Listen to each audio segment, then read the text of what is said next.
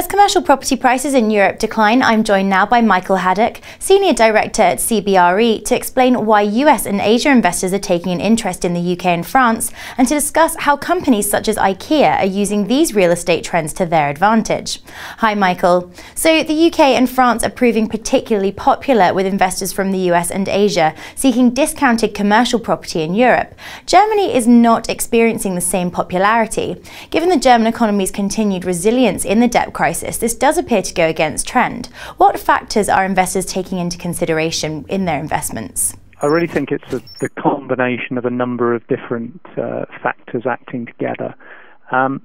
Firstly, for a number of practical reasons to do with distance, management of the transaction process and management of the property itself, investors from outside the European region will tend to target larger lot sizes. Because of the size of London and Paris, it means there's a much greater availability of those large lot size properties than there is elsewhere in Europe. And what happens as a result is that non-European investors will tend to take an indirect route into markets other than London and Paris, investing via typically unlisted investment funds.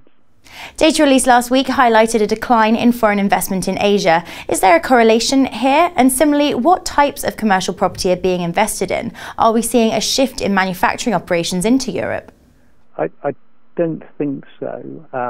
As far as foreign investment into Asia is concerned, non-Asian investors have always found that there are some pretty significant hurdles to entering the Asian market. So historically it's been one where even whatever cross-border investment has happened has typically been intra-regional, so other investors from within the region.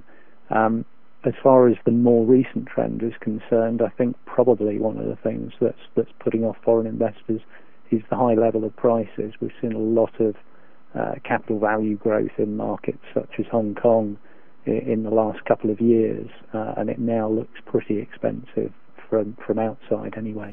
But there are still companies picking up on these trends. Ikea, for example, is identifying and buying sites for its planned hotel chain across Central and Eastern Europe. Is this an example of how companies are using these low prices to their advantage? I think in Ikea's case, it's more a case of leveraging the expertise they've built up over the years. They were sort of pushed into development in order to provide stock for Ikea themselves to occupy. They found that when they were moving into particularly Central and Eastern Europe, it was quite hard to find a developer partner to build the property that they wanted to occupy. And so they were pushed into building facilities for themselves. They found that quite an effective way of leveraging that was to also build additional properties in the surrounding area to benefit from the magnet that an Ikea store would be. So over the years they built up quite a good expertise for development in the CEE markets, and I think this is probably an example of them leveraging that expertise. Interestingly, there's been no mention of any operations in Spain and Italy. Surely a franchise of this type is exactly what these debt-burdened countries need right now. With the commercial property markets on the brink of collapse in both of these countries, what can be done to try and entice businesses? I think the key for Spain, Portugal and Italy is really sorting out the banking sector. Until that is back on a sound footing, it's really hard to see how the commercial property market can recover strongly. Until we've achieved that banking recapitalisation, pricing will be peculiar because of how banks are driving the sale prices that they can justify to meet losses that they can afford to make, and it just simply makes the market wrongly priced, and those investors who are looking to come in from outside are finding it difficult to find properties at the prices that they're prepared to pay.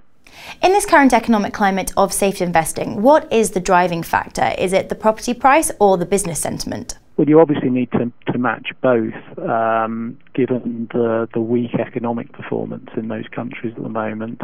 Anybody who is looking to invest in property in Spain, Portugal and Italy will obviously be expecting quite a heavily discounted price to accommodate that risk of underperformance economically. And so you need to balance out both pricing and business opportunity before you can make a successful investment. Michael, thank you. For more exclusive interviews, stay tuned to the Dukascopy TV site. For now though, goodbye.